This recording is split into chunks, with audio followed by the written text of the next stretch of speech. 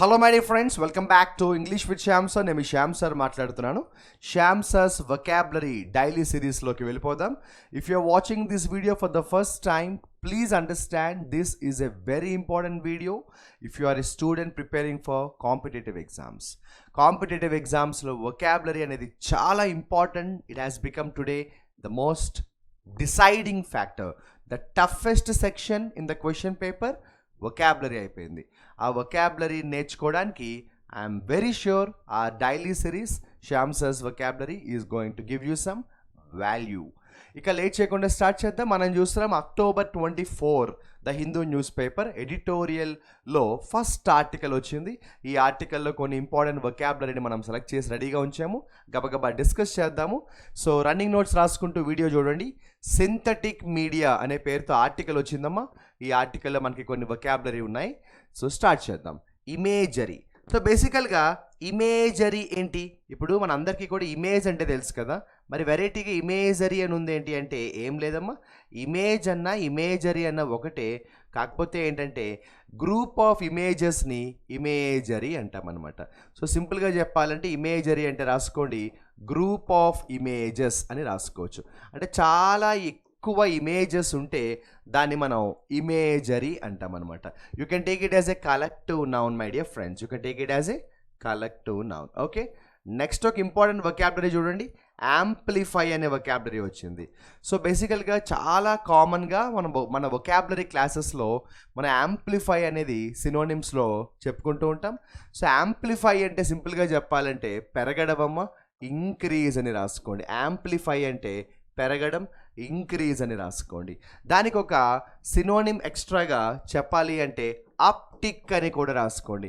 Amplify అవ్వడం అంటే పెరగడం, ఇంక్రీజ్ అని రాసుకోండి, అప్టిక్ అని రాసుకోండి. దానికి ఇంకొక సినోనిమ్ చెప్తాను చూడండి, అసెండ్ అని రాసుకోండి. అసెండ్ కూడా యాంప్లిఫై అన్న మీనింగ్ వస్తుంది. దానికి ఇంకొక సినోనిమ్ చెప్తాను చూడండి, యాక్సిలరేట్. ఇవన్నీ కూడా ఏంటంటే సినోనిమ్స్ అమ్మ, ఓకేనా. సో యాంప్లిఫై అంటే ఇంక్రీజ్ అనేది నార్మల్గా చెప్పచ్చు, యాక్సిలరేట్, అసెండ్, అప్టిక్. కొంచెం నార్మల్ మనం కొలోకియల్ లాంగ్వేజ్లో చెప్పాలంటే సర్జ్ అని కూడా అంటాము, సర్జ్ అని కూడా అంటాము, స్పైక్ అని కూడా అంటాము. ఇవన్నీ కూడా ఏంటంటే ఇంక్రీజ్ అన్న పేరు వస్తుంది. ఎస్కలేట్ కూడా రాసుకోవచ్చు. These are all some important synonyms for amplify, ascend, uptick, surge, accelerate, increase, spike, escalate. ఓకేనా, పెరగడం అన్న మీనింగ్ వస్తుంది, రైట్.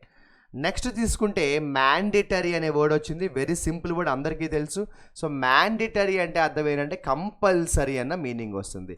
సో మ్యాండేటరీ అంటే ఏంటంటే కంపల్సరీ, అది ఇంకా తప్పదు, చెయ్యాలి. దాన్ని ఏమంటామంటే డ్యూటీ అంటాం కదా, బాధ్యత అనమాట. కంపల్సరీగా చెయ్యాలి, ఇంకొక దారి లేదు. ఓనస్ అంటాం. ఏమంటాం? ఓనస్. ఓనస్ అంటే ఏంటంటే బాధ్యత, డ్యూటీ. సో మ్యాండేటరీ అంటే డ్యూటీ అనమాట.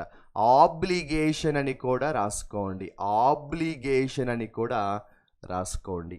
సో మ్యాండేటరీ అంటే obligation, onus, duty, compulsory. Duty, compulsory. ఓకేనా, రైట్. ఇక తర్వాత మనం తీసుకుంటే అన్క్లియర్ అనే సింపుల్ వొకాబులరీ వచ్చింది. ఇది అసలు వొకాబులరీయే కాదు, నేను దీనికి వొకాబులరీ చెప్తాను.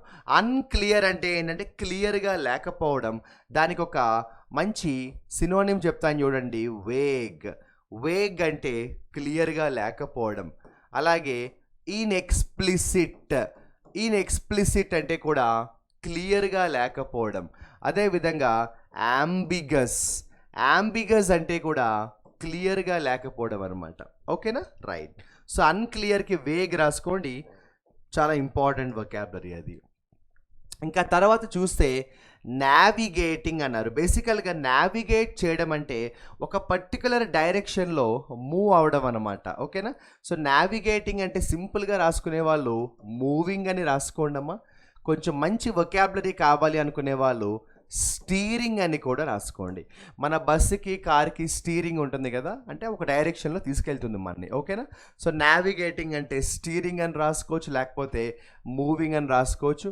కంట్రోలింగ్ అని రాసుకున్నా పర్వాలేదు.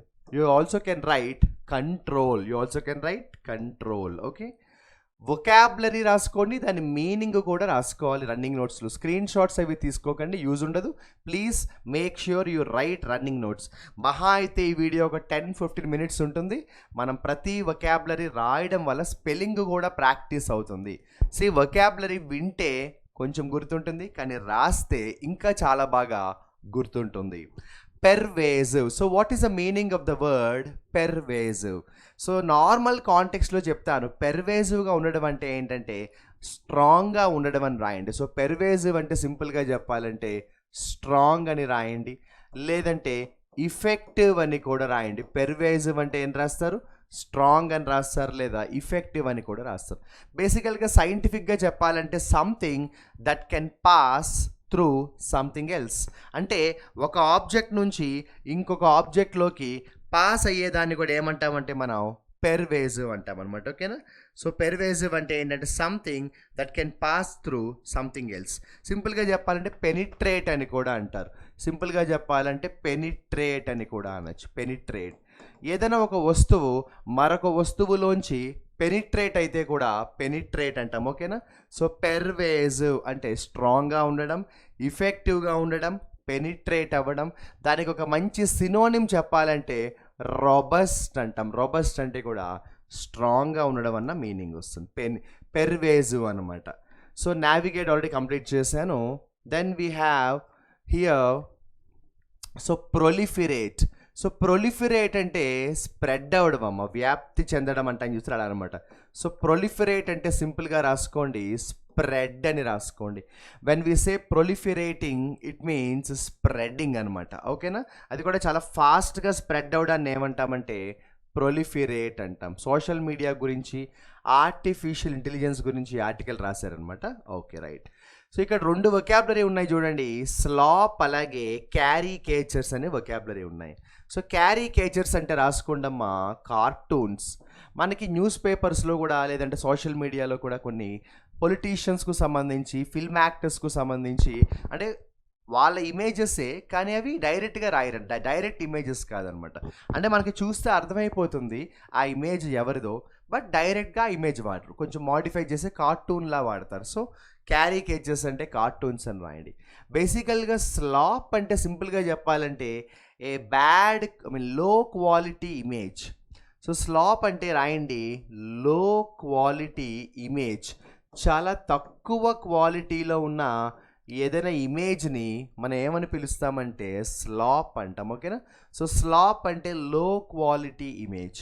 అంత మంచి క్వాలిటీలో లేని ఇమేజ్ని మనం ఏమని పిలుస్తామంటే స్లాప్ అంటాం. ఓకే, స్లాప్ అంటాం మనం. ఇక నెక్స్ట్ మనం చూసుకుంటూ వెళ్తే ఇక్కడ డిస్ప్రపోర్షనేట్ అనే బ్యూటిఫుల్ వొకాబులరీ వచ్చింది. డిస్ప్రపోర్షనేట్ అంటే అన్ఈవెన్. ఓకేనా? అంటే సమానంగా లేకపోవడం అనమాట, అసమానంగా ఉండడం, అన్ఈవెన్గా ఉండడం.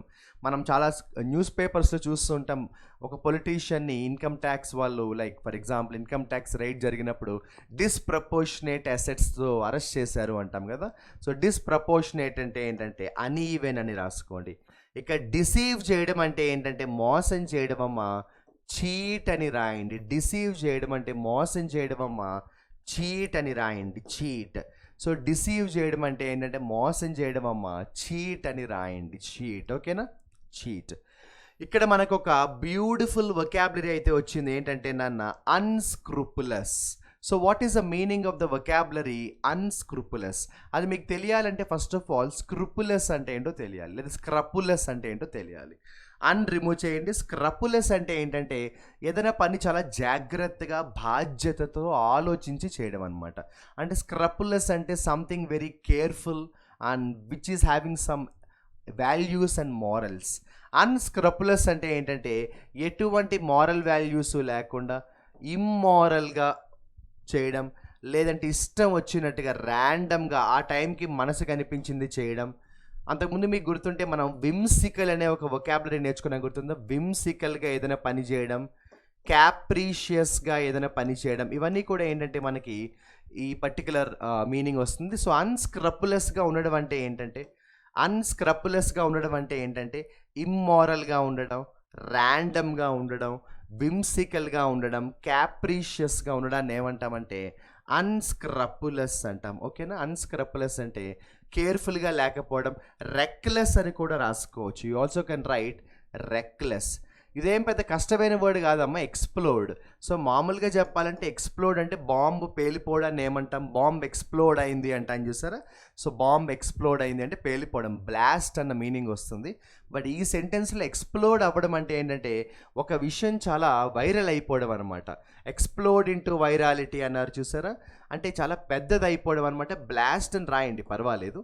ఈ సెంటెన్స్లో ఏంటంటే ఒక విషయం అందరికీ తెలిసిపోవడం అనమాట, వైరల్ అయిపోవడం అనమాట. దాన్ని ఏమంటామంటే ఎక్స్ప్లోడ్ అవ్వడం అంటాం. ఓకే, నెక్స్ట్ బ్యూటిఫుల్ వొకాబులరీ వచ్చింది ఏంటంటే usurpation. So what is the meaning of the word usurpation? What is the meaning of the word usurpation? So పూర్తిగా కంట్రోల్లోకి తీసుకోవడాన్ని మనం ఏమంటామంటే అసర్పేషన్ అంటాం. అసర్పేషన్ అంటే పూర్తిగా కంట్రోల్లోకి తీసుకోవడాన్ని ఏమంటామంటే అసర్పేషన్ అంటాం. నోట్ చేసుకోండి. అసర్పేషన్ మీన్స్ కంట్రోల్లోకి తీసుకోవడం అనమాట. ఓకేనా? టేక్ ఓవర్ అని కూడా అనొచ్చు. అసర్పేషన్ అంటే కంట్రోల్ లేదా టేక్ ఓవర్ అని కూడా అనొచ్చు. టేక్ ఓవర్ అని కూడా అనొచ్చు. ఓకే, నేను మీకు ఎలాగో హోంవర్క్ ఇస్తూ ఉంటాను కాబట్టి ఇక్కడ ఒక వొకాబులరీ నేను మీకు హోంవర్క్ ఇప్పుడే ఇస్తున్నాను, ఏంటంటే టిల్ట్. సో టిల్ట్ అనే వర్డ్కి మీనింగ్ ఏంటో మీరే ఫైండ్ అవుట్ చేయండి.